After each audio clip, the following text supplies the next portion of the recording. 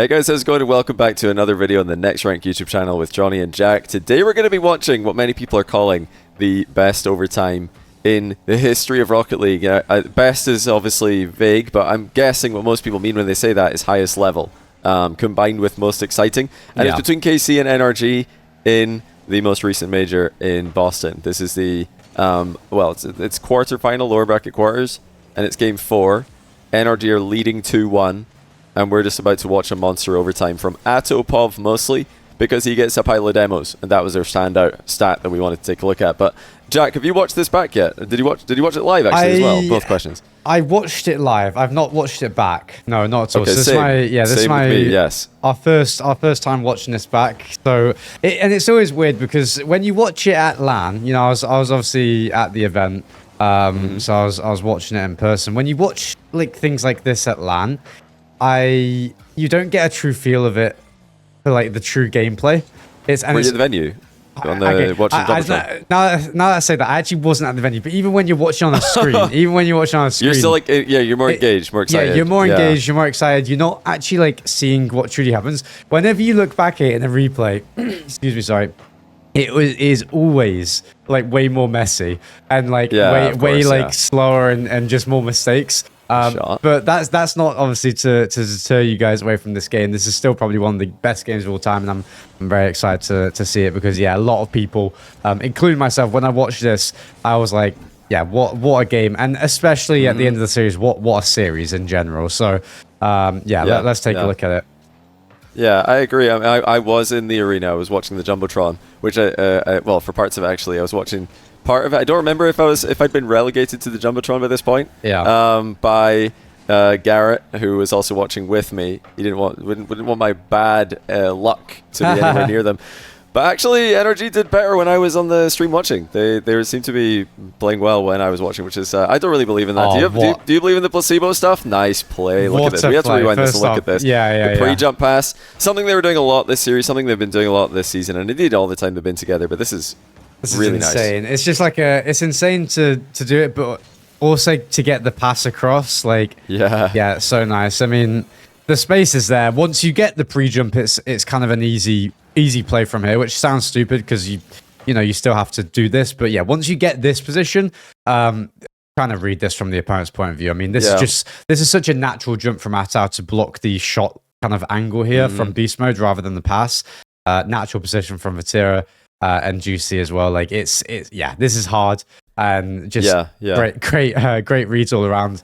Atomic sees the gap as well. He turns into the space, and the shot doesn't have to be great, right? It's just placed into the space. Wait, can we watch Atopov and Vatirapov again? Sure, I just kind of want to see what they see because I think this might highlight why this is good. I'm sorry for rewinding so much. I think we will watch people will understand for this one. Yeah, hopefully you don't mind. But you can see Vatira. He's not really even thinking about the pass because the pre-jump, it's like a misdirection here because pre-jumps into shooting or pre-jumps into double taps, maybe pre-jumps into getting a shot on net is kind of the gist. So Vatira goes backboard. He's thinking, okay, Ato's challenging. I'm going to go backboard because beast mode might shoot this into the backboard and try and double it. So I'm just going to go up there. Doesn't know Atomic is turning. Although he could know. He probably should know Atomic is in that area. But the pre-jump makes Vatira think this is going backboard, which is pretty cool. I think the point is as well, right, is that I don't even know if he's expecting a pre-jump, right? Like if, in this position, let's say once, let's go to, is this Vatira here? This is Vatira here. The another pre-jump there, or a slight pre-jump, I think, there as well by Atomic, by the way. But once Daniel jumps for this, it can be quite obvious. He's already backboard, Yeah, it can be, he's already backboard, which is very natural just to kind of go into that position from there. And once Daniel jumps for it, because they do know that they're kind of all defending here, every single player on KC will know that they're all far back, which means that this pass is more likely now. But the issue is that if the pass is likely, well, Atau will push out, right? He'll cover that passing lane. I think the point is that if the pre-jump doesn't happen, Atau will have it, right? He'll just cover most of the angles. So that's what these players are thinking of. They're just not expecting this kind of like this much kind of confidence to pre-jump that position there. So that just completely throws the entire play into a little bit of into a mess for KC's defense. And I did see that kickoff strat. Did you see that? Like, it wasn't like a kickoff strat, but it looked like they were kind of confused on who was going for the boost straight after there. Like Atao kind of went to the left there, and then he cheated back to the right. Maybe that's maybe that was just a regular kind of cheat that they do, the follow up on the kickoff to get more boost. But in the moment, I was like, maybe they were kind of thrown off by that goal, and probably they haven't recovered from annoying. Yeah. I mean, okay, before we move on to open discussion, I want to talk more about the pre-jump playstyle, because it's something they use a lot in this, and they used it at FIFA E, they used it in online as well. Daniel had trying a goal to work on that. In this He did. Yeah. Yeah, they had a lot, so we want to talk more about that. But before, we don't have to rewind for this, because you guys can remember what happened. But Atomic getting a boost steal into turning to receive a mid-pass is a really easy combination that you guys can try in your own games. Absolutely. The pre-jump, pretty difficult, but the combo of getting a boost steal and then turning to receive a mid pass is very easy in 3v3 ranked, or 3v3 pre-mid, party. Even 2v2 you can do that, so look out for opportunities to do that. But like I said, pre-jump passing. I don't think I talked to, I can't remember if I had a conversation or I heard one of the Team France guys at FIFA E saying that they don't believe in the reliability of the playstyle. I'm surprised. So they think it's going to work at some points, but the rate at which USA do it, maybe they've changed their mind on this, but FIFA E, it seemed like they thought that USA being able to get multiple pre-jump passes to work and goals from it was not something that was going to work for the whole series. At FIFA E, it didn't. France actually won the series, but here KC lost. They actually lost to multiple pre-jump passes as well. It's just great play all around. But yeah, what do you think, Jack? Is For me, something to this? I'm the opposite. I think the more we go into like professional Rocket League, the longer professional Rocket League goes on, the more we're going to see pre-jump passing plays and pre-jump shots kind of thing.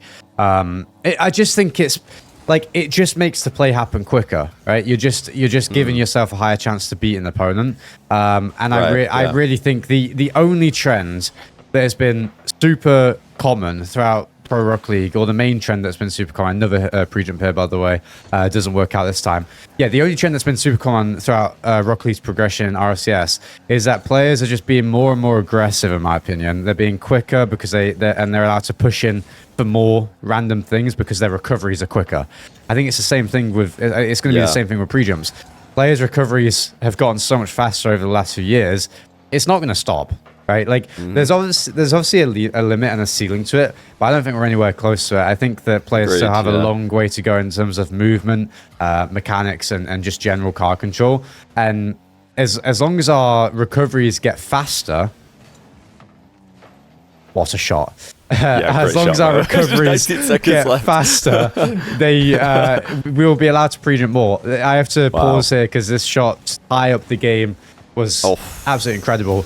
He 1v4 there. He dodged a bump and then he went and scored, and the guy tried to bump him. Who was that? Like Atomic? Yeah, trying to bump him as he's taking off. It's kind of a 1v4. Dodges a bump, takes off. Then Atomic gets back and covers part of the goal. He didn't cover the part of it, but yeah, 1v4 and 3v3 is pretty good. Obviously his teammates were pressuring, and that was at the end of an extended period of pressure, somewhat extended. So absolute team elements involved, but crazy play. Vitiro did play really well. And he did. He tweeted about it after the match, which people thought, wait, that's toxic. Why is Vitiro saying that he played well and his teammates didn't? But I talked to KC guys about that, and they all said, they agree. Like, Vitiro played really well. For him, it was more, he maybe could have scored that one. He doesn't feel like he's, we talked about it on Shocked with him. He said he doesn't feel like he's played this well for 2 years. So for him, it was really important to feel like, okay, I can dominate on a world stage again. He doesn't feel like he's done that in the entire 2 year period. He's actually been really good. So he's got very high standards for himself. Oh, absolutely. I mean, he doesn't reach crazy level. No one does without being very self-critical and also very what's the word? Happy for yourself when you play well, right? You have to kind of recognize, proud. Good pride. That's such a simple word, I couldn't find it, but very proud of yourself when things go well. You have to be, because else you're never going to get that confidence. I actually didn't think the tweet was that bad, in all honesty. No, it's fine. I thought it was like slightly like a little, but I don't think I would tweet that. But I also don't think it was like that bad. Like, I really don't. I think it was completely fine. And I think combined with did you see how animated he was talking to Atto and Juicy? Yeah. I didn't hear comms yet, so I don't know. Maybe there's going to be a translated comms video coming out. But usually orgs kind of cut stuff like that out, so maybe we're never going to know what he was saying and whether he was annoyed. Yeah, what's happening here? Sorry to cut you off. This I think this could have been it, and I don't think I ever recognized this moment. Juicy has a flip here, so he gets his touch. He tried to use it as a fake, I guess. Yeah, I guess he faked it. I guess it was kind of awkward for him to use the flip because he was in a position where he wouldn't really be able to, but almost an insane play. I'd argue that the play was really good, and he probably kind of messed up towards the end. I think he should have had like a slightly better shot there. Obviously, Daniel did a good job like remaining composed on the ground there and not jumping too early. But yeah, I think Juicy in that moment will probably feel like he did a great play. Could have finished it off. Could have ended the game, yeah. Yeah, but yeah, great play. To hold the flip there was really nice off that challenge. Let's go back to Atav's point of view and because we need to see these demos because I presume he kind of picks it up from here. I don't remember him getting a crazy amount of demos in there. I suppose like what do they get 12 and 15 minutes in total? It's not a crazy amount, but it is a lot. To be fair, it's still averaging like 4 a game, yeah, which is quite a lot. Yeah, that is very high. But yeah, to add something into the pre-jump conversation before we move on to deeper into this overtime, it reminds me the idea that pre-jumps are too risky, therefore they're not a good strategy. It might currently be true that pre-jumps are not safe enough in every situation, but if you look at the future of every mechanic and strategy in Rocket League, there's a trend that at a time it will be too risky, and then you fast forward a season or two and it becomes commonplace. So I think NRG are on the right track for trying it. Right now though, I think they aren't able to connect in every series. Against Vitality especially, they were not on the same page. I don't know if missed passes. Sorry, I don't know if that's necessarily. Yeah, you might be on the money with it, but for me, they probably just struggle with Vitality because they have struggled with Vitality. You know what I mean? Like, so it's like probably a little bit of a mental thing. They know that they have lost a lot against them, and I think Zen plays very well against them from what I can see. Like Zen usually plays well against everyone, but especially against these guys, he just seems like he knows that he has been doing it in the past. Well. Yeah, this could have been so close. Wow, it's so low boost. Yeah, you can see why people are calling this one of the best games because there are so many last second saves. Yeah, very close chances. Goal line. Obviously, that does mean that when things like that break out, I can't remember it fully. I wasn't fully watching that one, but it's usually a bit of a misplay from the second man. Another pre-jump. Atomic with the shot, but yeah, no boost. Yeah, like I was saying, when things like that do kind of break out of defense into just a random 1v1, there is usually a bit of a misplay from the second man. I don't know about you, but it feels like people are a lot more critical. Do you think gameplay levels up on LAN, or do you think it gets worse? Absolutely not. It definitely gets worse. Like I've heard people saying that some teams play better on LAN. I don't think there's a single player or team that plays better on LAN. I think everybody plays worse, but it's so exciting and it's so important. Every touch is so meaningful compared to online that you're definitely going to get some moments that seem relative to the field very, very good. I think some players are better at avoiding the downturn. Everybody plays worse on LAN, but some players limit that. Like I'd say Beast Mode is a standout example of that. For sure. He's very similar online and on LAN. I think even he gets worse though. I think that's why I think it's like, you never notice the mistakes, do you? Like it's such small things, and there's so many like last second saves like that which come from just poor challenge timing. From the player beforehand to let it go through, and that's where LAN gets interesting. That could have been it. That could have been a big shot. It wasn't. Yeah, it wasn't. It was a great 50 by Juicy, but the shot. There have been chances for NRG, but I didn't realize how many really good chances KC had early in this over. I say early as already 5 minutes in, but yeah, first half of this overtime, early they had some really good chances. Time. For sure, they didn't put them away.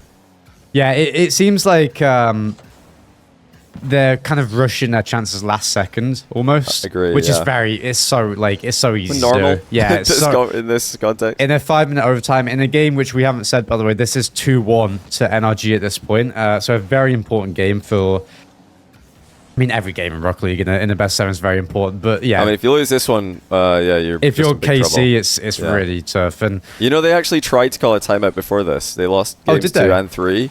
They tried to call timeout, but it was too late. So the admin said no timeout. They had to just go. I think they were discussing should they timeout.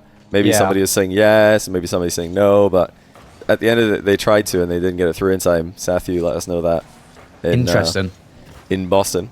Yeah, interesting. I think if I remember right, NRG, spoilers guys, NRG ended up losing this game in the end, and they tried to call a cooler time. Did I see another pre-jump here? Did they try to call one? Yeah, that was maybe a little bit speculative from Beast Mode. I don't know what he's going for there. I mean, it could be a big 50. I respect that. No, it's not even a 50. He's going for... he's recovering as well. He is like actually flying back. This is a clean beat. Atomic kind of just messed up. Okay, he didn't mess up, but he just didn't have the boost for it. If he had like 10 boosts, this ball does hit beast mode. I like 100%. Like this clear goes. Atomic will shoot the goal. Yeah, because it just goes. It will go straight down the middle, pretty high. That would be like insane. Because bro, Vatira's on low boost. I don't think it's ever a goal because Vatira would just see the redirect coming in and be kind of. Does he lose the race to Atto when Atomic doesn't hit the ball? Is my question. Because the reason it's a bit speculative is because if this just concedes a free shot to Atto he loses when this. Atomic misses, yeah, he loses. Yeah. So he could have maybe demoed Atto, and Atto's shot is very bad. Like, Atto should probably do better with that. So in the world where Atomic doesn't get it, it should probably be another goal for KC here. And Juicy also misses the bump, and Daniel dodges the bump. Crazy dodge. Because this should be a goal, because Beast Mode didn't recover and challenge Atto. Here he is.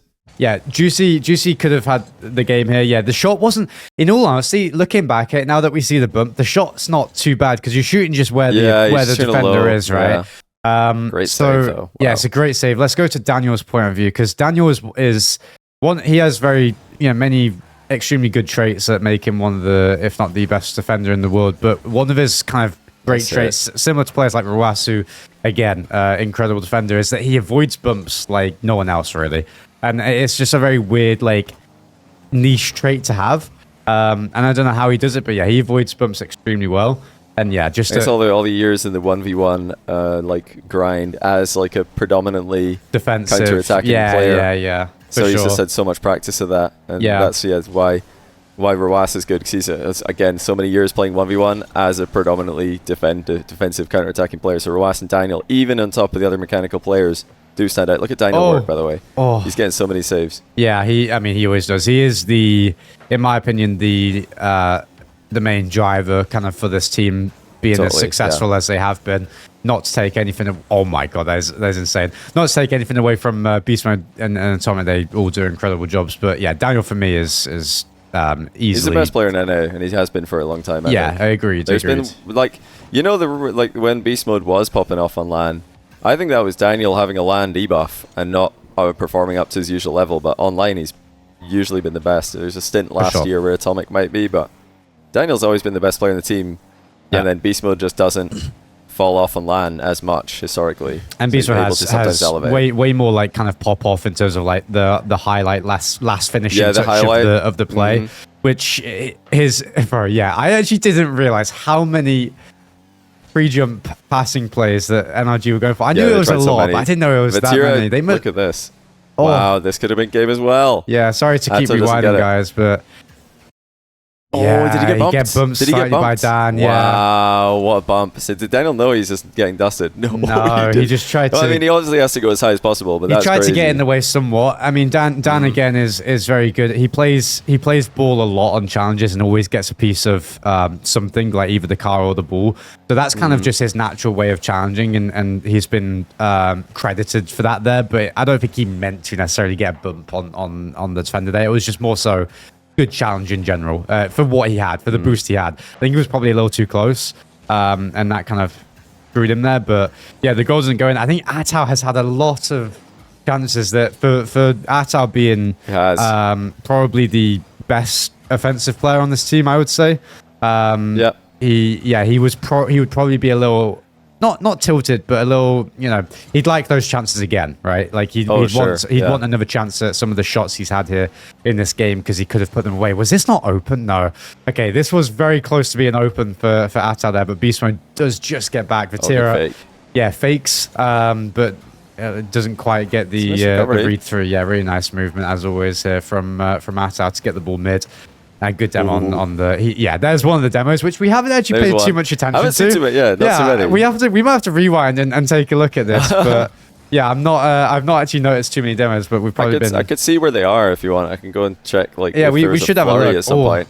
Yeah. This is sorry, I'm pausing so much here, but this is where Rocket League gets a little weird, and we've always said this. Like, this isn't a new thing, but it's always been a thing in Pro Rocket League that sometimes missing randomly is the best outcome for your team, and it gets to the point where stuff like this will be faked every time in the future. I think, or not every time, because teammates or opponents will start reading it, but like a miss like this really, really helps NRG, because Beast Mode was going to hit this to the wall where Atao was 100% covering it. And now the ball drops into space where it draws KC players in. And then they now get a kind of a free breakaway here, which gives them time to get boost on NRG's side. And it's just really interesting because I want to look this back. In the moment, watching this live,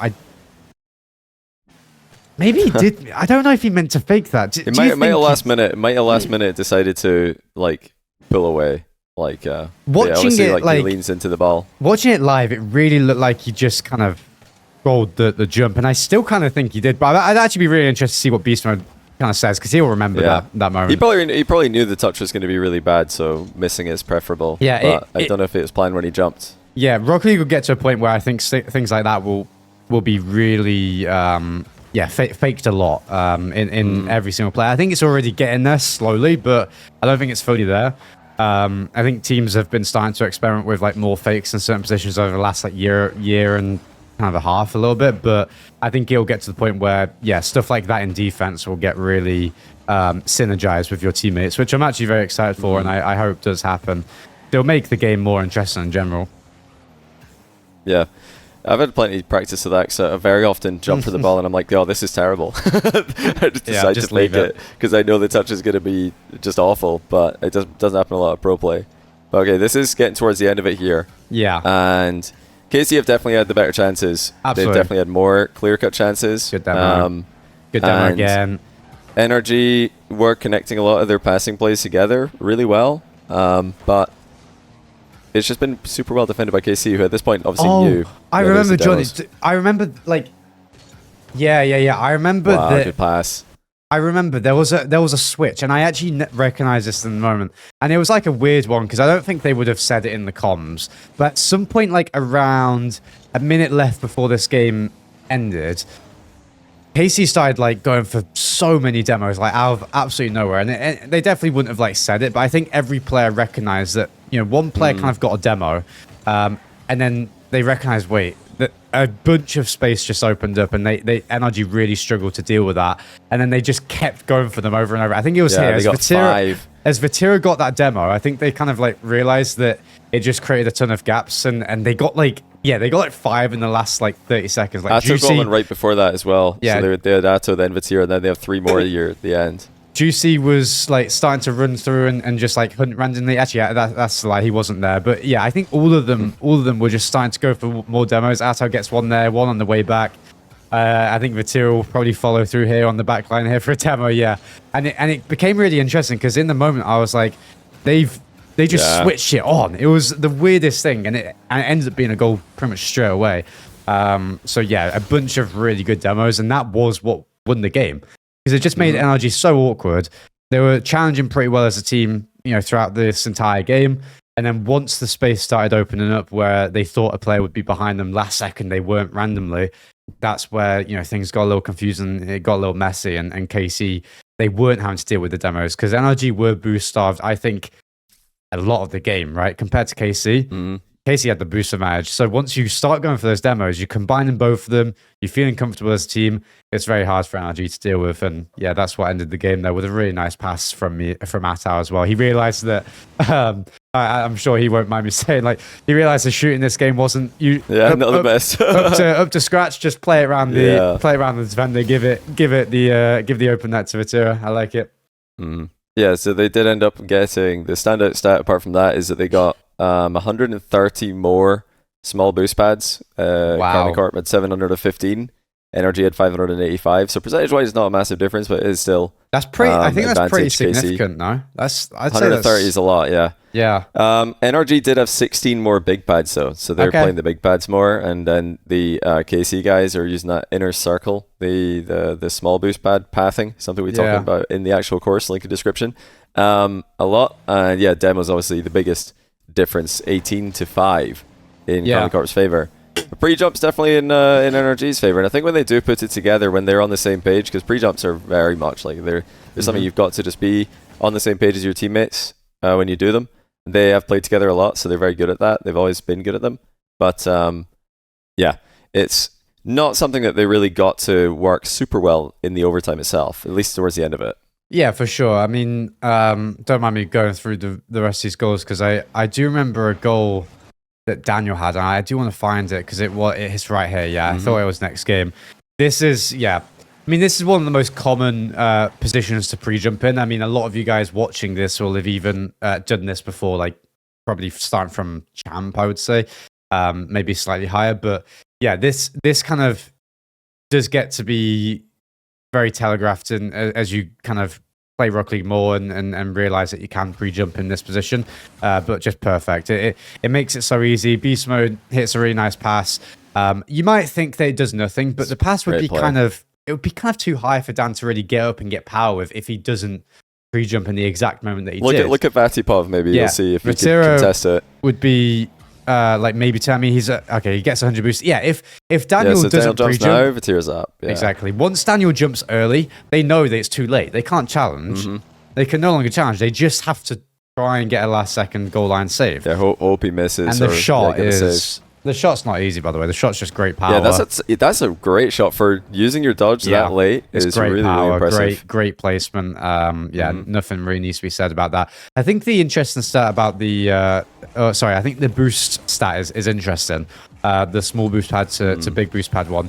I think that KC got about 18 demos, right, to 5, and that would make sense why NRG picked up a lot of their big boost pads, because they're probably just spawning from demos, and they can get the 100 that's right next to them. True. Every now and then, and that will give them more. I think Casey's small boost pad is more kind of reflective of the overall pressure. They had so much pressure during that game that they were just able to keep turning on small pads, keep kind of pushing in behind their teammates to make sure they're following up each other's touches, and sticking in the play to kind of apply that pressure on an NRG that was clearly struggling in that kind of department. So yeah, I think it was that stat is definitely interesting. But that game, it was the whole series as well, by the way. It was not just that game. If you look at the average for the series, NRG averaged 290 small pads as a team per game. Interesting. And Karmine Corp had 373, which is a big advantage. They're getting 83 extra small pads per game. Similar in terms of percentage to that game. Yeah,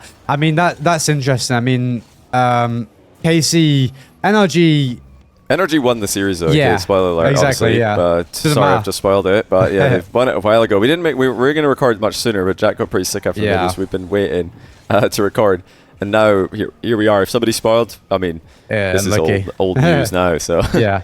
I think, KC are very different. I mean, we played KC the round prior to this, and we were defending the entire time. It was one of the most defensive series I've had to ever play, because KC are a team that do very well of pushing you back and keeping you in your half. And I think that's in combination with NRG's kind of, they are comfortable in defense, right? It's not like a lie to say that NRG, they really don't mind defending. Like, against a lot of teams, they can pressure them because they're better. But when Daniel's alive. If Daniel's demoed, they're not comfortable. Yeah, well, Daniel's very tough to demo in general. Yeah. So like they're pretty like happy to kind of sit back and soak up that pressure. So it's a little bit of it's a bit of it's like a polar opposite playstyle almost, or a little bit in terms of KC and NRG, which is quite interesting. So yeah, I enjoyed that series. It was a very good series. If you guys haven't watched the full series in its entirety, then I definitely recommend doing so. But yeah, would you say, to conclude, is it the best, Jack? The best overtime ever?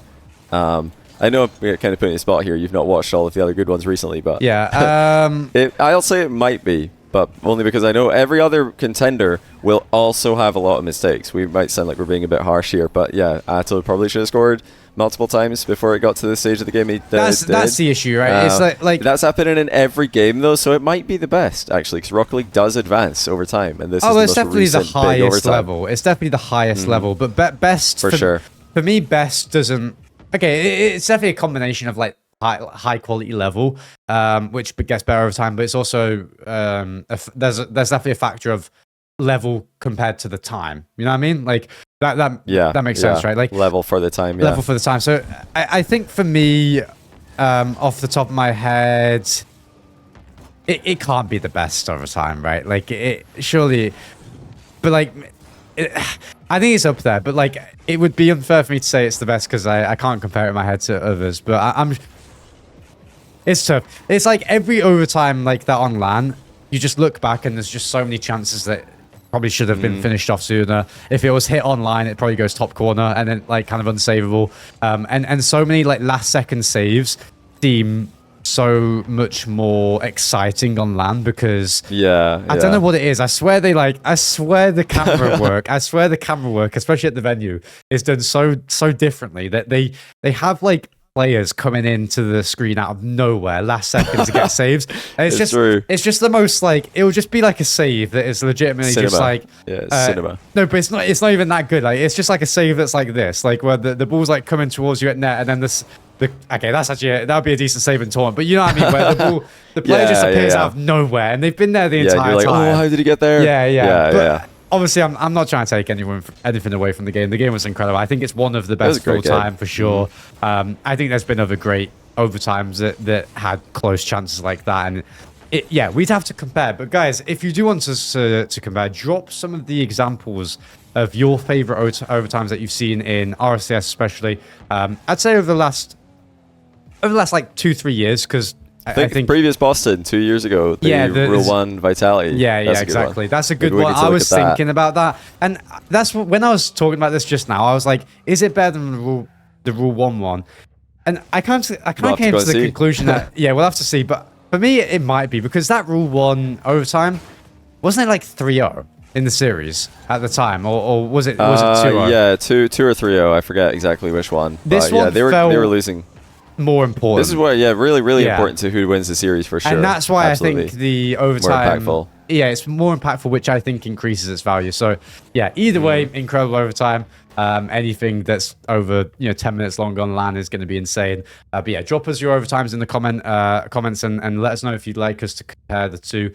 We'll have to leave it there. Johnny, do you have anything final to say about this video? To say about that game? Just to remember as well, the inspiration from this is not how bad everybody plays it on LAN. Absolutely. Or how badly everybody plays on LAN. The inspiration should be everybody looks worse on the second go. If you play a game right now and then you go watch the replay, guaranteed you're going to look worse than when you watch it first time. And anybody watching as well, the replay exposes everything because you can rewind, you can watch everybody's POVs, so you can learn from this idea if you want. Go look at your own replays where you win or lose, see the difference. And you might stop making fun of content creators for looking bad on their stream. Maybe. Absolutely. Maybe not. I don't mind either way. But that's about it for me. Perfect. Yeah, guys, as always, we do have a course over at thenextrank.com. We also have a free course. The links are in the description. If you want to get a bit of a taster before you decide on buying the full course, then definitely check that out. Guys, as always, it's been a pleasure. We shall see you in the next video. Drop a like, drop a subscribe to the channel. And see you guys next time. Take care.